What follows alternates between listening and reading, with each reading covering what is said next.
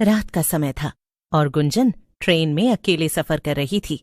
बड़ी अजीब बात है, ये ट्रेन तो पूरी खाली है, सिर्फ ये 2 आदमी और औरत ही दिखाई दे रहे हैं। गुंजन के सामने एक आदमी बैठा था और दूसरी तरफ एक औरत। अचानक से वो आदमी ट्रेन के बाहर देखता है और जोर से चिल्लाकर कहता है, राजगढ़ का स्टेशन आने वाला है, सब लोग चौकन्ने हो जाओ। इतना कहकर वो आदमी आंखें बंद कर लेता है। ऐसा लग रहा था जैसे वो सो गया हो। ये देखकर गुंजन चौंक जाती है। अरे ये क्या था, बड़ा ही पागल आदमी है, ऐसे अचानक से चिल्लाया क्यों? और इसके चिल्लाने के बाद बाकी सब भी आंख बंद करके सो गए। अजीब है। मगर तभी एक औरत की आवाज पूरी ट्रेन में गूंजने लगती है। आ गई, मैं आ गई, भेलपूरी बेचने आ गई। बोलो बोलो, किसे खानी है मेरी लाल लाल चटपटी भेलपूरी? अरे वाह, मुझे तो लगा ही नहीं था इतनी रात गए मुझे ट्रेन में कुछ खाने को मिलेगा। कब से भूख लगी थी, मगर अच्छा ही है ये भेलपूरी वाली आ गई, अभी पैसे निकाल लेती हूँ।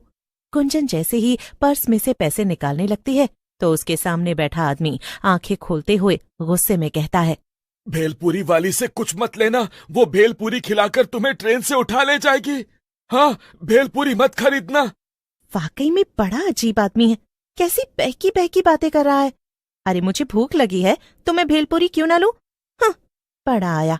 तभी लंबा घूंघट डाले वो भेलपूरी बेचने वाली औरत वहां आ जाती है और गुंजन की सीट के सामने रुककर उससे कहती है, ओ दीदी, चटपटी मसालेदार भेलपूरी ले लियो, बड़ी मजेदार है। हाँ हाँ, मुझे लेनी है तुम्हारी भेलपूरी, मगर ये बताओ कि कितने की है एक प्लेट? अरे ले लो, पहले खाकर तो देखो, फिर बताएंगे दाम। अच्छा ये भी सही है, लाओ फिर खिलाओ।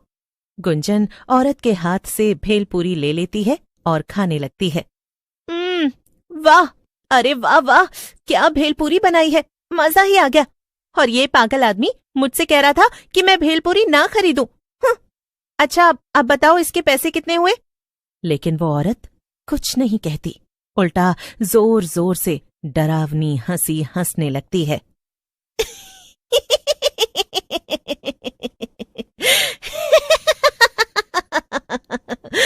पैसे? नहीं नहीं, कुछ और लगेगा। ये कहकर वो औरत घूंघट हटाती है। घूंघट के नीचे एक डरावनी चुड़ैल थी। क्या? चुड़ैल? तुम तो एक चुड़ैल हो? हाँ, तो मैंने कब कहा कि मैं माधुरी दीक्षित हूँ, हैं? और इस भेलपूरी के बदले तो मैं तुझे लेकर जाऊंगी और खाऊंगी। उसके चले जाने के बाद ही वहां बैठे बाकी लोग आंखें खोलते हैं और ट्रेन के बाहर देखने लगते हैं। ये तो होना ही था, मैंने उस लड़की को चेतावनी दी थी, मगर उसने मेरी बात नहीं मानी और चुड़ैल उसे अपने साथ ले गई। राजगढ़ स्टेशन आने से पहले हमेशा ही ऐसा होता है। हाँ, अब हम कर भी क्या सकते हैं, हम तो अपना काम कर ही देते हैं ना, जो कि लोगों को चेतावनी देना है। अब उसके आगे हम क्या ही करें। असल में वो दोनों बूढ़े आदमी और औरत पंकज और राधिका थे, जो कि पति पत्नी थे और रामगढ़ गांव में ही रहते थे। वो हर रोज उस ट्रेन से सफर करते थे ताकि लोगों को भेलपूरी बेचने वाली चुड़ैल से बचाया जा सके, मगर उनका ये तरीका भी अक्सर काम नहीं आता था। फिर एक दिन सुबह सुबह पंकज कहता है, राधिका, क्यों ना हम किसी तरह ये ट्रेन चलना ही बंद करवा दें। अगर ट्रेन चलेगी ही नहीं तो चुड़ैल भेलपूरी बेचने आएगी ही नहीं और ना ही लोग गायब होंगे, ना मरेंगे। वो स्टेशन मास्टर है ना रघु भाई, हम उनसे जाकर कहेंगे, उनकी बहुत पहुंच है। वैसे भी इस ट्रेन में ज्यादा लोग आते ही नहीं, वो बात करेंगे तो ट्रेन जरूर बंद हो जाएगी। अच्छा, तो फिर आओ अभी जाकर उनसे बात करते हैं।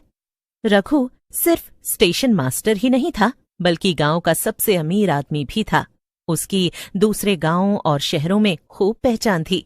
अरे आओ आओ पंकज भाई, कैसे आना हुआ? रघु भैया, आप तो जानते हैं कि हमारे स्टेशन से गुजरने वाली जो ट्रेन है, पिछले 3 महीनों से उस पर एक भेलपूरी बेचने वाली चुड़ैल का साया मंडराने लगा है। वो रात को आती है और जो भी उससे भेलपूरी खरीदता है उसे अपने साथ ले जाकर मार देती है। हाँ हाँ, मैंने ऐसी बहुत सी अफवाहें सुनी है, पर मैं क्या करूं? भैया, आप ना ये ट्रेन ही बंद करवा दीजिए। ट्रेन बंद हुई तो ना तो भेलपूरी बिकेगी, ना लोग गायब होंगे। क्या? एक चुड़ैल की कहानी के चक्कर में ट्रेन बंद करवा दूं? अरे मैं बड़े साहब लोगों को जाकर ये बोलूंगा तो वो मेरे ऊपर हंसेंगे, समझे? मगर रघु भैया, सच तो यही है ना? जो ना माने उससे ट्रेन में रात में सफर करने को कहिए, फिर वो भी इस पर यकीन कर लेगा और ट्रेन बंद करवा देंगे। बेचारा पंकज उदास होकर वापस अपने घर आ जाता है। कुछ नहीं किया ना रघु भैया ने, मैंने तो पहले ही कहा था। अब आप काम पर जाइए और रात में जल्दी लौट आइएगा, हमें ट्रेन में भी जाना है लोगों को बचाने। रात होते ही पंकज और राधिका फिर से दूसरे गांव के स्टेशन पर पहुंच जाते हैं और अपने गांव जाने वाली ट्रेन में बैठ जाते हैं। राधिका के पास बड़ा झोला था, वो उसे खोलकर पंकज को दिखाती है तो पंकज चौंक जाता है। उस झोले में बहुत सारी भेलपूरी थी। हाँ, जब आप काम पर गए तो मुझे एक आइडिया आया और मैंने खूब सारी भेलपूरी बना ली। अब मैं चुड़ैल से पहले सबको भेलपूरी बेच दूंगी और फिर कोई भी उसकी भेलपूरी खरीदेगा ही नहीं। राधिका खड़ी होकर सबसे कहती है, ले लो, स्वादिष्ट लजीज भेलपूरी ले लो, ऐसी भेलपूरी कभी नहीं खाई होगी। अच्छा, इतनी अच्छी है क्या? लाओ फिर जरा मुझे भी खिलाओ। ले लो जी, सब लोग लो, सिर्फ 10 रुपए की है। रामगढ़ का स्टेशन आते आते राधिका ट्रेन में बैठे सभी लोगों को भेलपूरी बेच देती है। हाँ, हो गया जी, अब तो आज इनमें से कोई भी और भेलपूरी नहीं खरीदने वाला। तभी पूरी ट्रेन में चुड़ैल की आवाज गूंजने लगती है, ले लो, खट्टी मीठी भेलपूरी ले लो। पंकज जोर से चिल्लाता है, रामगढ़ स्टेशन आने वाला है, कोई भी घूंघट वाली औरत से भेलपूरी मत लेना, सब आंख बंद करके सो जाओ। इतना कहकर पंकज और राधिका आंखें बंद करके बैठ जाते हैं, लेकिन वहां बैठे बाकी लोग ये देखकर दंग थे। अरे, ये दोनों आंखें बंद करके क्यों सो गए? भेलपूरी वाली ही तो आ रही है, कोई चुड़ैल थोड़ी है। तभी घूंघट डाले चुड़ैल शीतल की सीट के सामने आकर खड़ी हो जाती है। ले लो, खट्टी मीठी भेलपूरी ले लो, एक बार खाओगे तो दोबारा कभी नहीं खा पाओगे। हैं?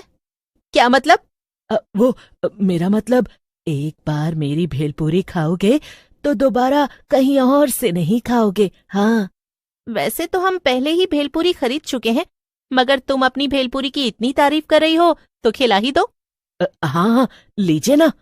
लेकिन चुड़ैल शीतल को भेलपूरी देती इससे पहले ही राधिका बीच में बोल पड़ती है, नहीं, इसकी भेलपूरी मत लो, ये एक चुड़ैल है, ये तुम्हें ले जाएगी। क्या? कुछ भी? मैं सच कह रही हूं, तुमने भेलपूरी खाई तो ये तुम्हें ले जाएगी। अच्छा, मगर मैंने तो तुम्हारी भेलपूरी भी खाई थी, तुम तो मुझे चुड़ैल बनकर अपने साथ नहीं ले गई। देखो, मैं तुम्हें चेतावनी दे रही हूं, इसे मत खाना। शीतल जैसे ही भेलपूरी खाने जाती है, राधिका उसे रोक देती है और उसकी जगह वो चुड़ैल की भेलपूरी खा लेती है। वाह वाह, चलो फिर अब मेरे साथ मेरा खाना बनने चलो। चुड़ैल राधिका को उसके बड़े भेलपूरी के झोले के साथ उठा लेती है। ये देखकर वहां बैठे बाकी लोग चौंक जाते हैं। बेचारा पंकज बहुत रोता है, मगर वो कर भी क्या सकता था? अब तो उसके पास एक ही काम था और वो था अकेले ही लोगों को बचाना। अगले दिन फिर से वो रात में ट्रेन में आकर बैठ जाता है। फिर जैसे ही घूंघट डाले चुड़ैल भेलपूरी लेकर वहां आती है। भेलपूरी ले लो, खट्टी मीठी। लेकिन अब तो पंकज भी जान गया था कि लोग उसकी बात नहीं सुनेंगे। लेकिन तभी कुछ ऐसा होता है जिसे देखकर पंकज चौंक जाता है। वो चुड़ैल पंकज के पास आती है। ये लो, आप भेलपूरी नहीं खाएंगे? पंकज कुछ कहता उससे पहले ही चुड़ैल उसे भेलपूरी खिला देती है और भेलपूरी खाकर पंकज सब समझ जाता है। यानी तुम वो चुड़ैल नहीं बल्कि राधिका हो? हाँ, लेकिन अब मैं एक चुड़ैल बन चुकी हूँ और जब मैं चुड़ैल बनी तो मैंने उस दुष्ट चुड़ैल को हराकर खत्म कर दिया और उसकी जगह ले ली। अब मैं ही भेलपूरी बेचने रोज आऊंगी यहाँ और किसी को भी नहीं मारूंगी।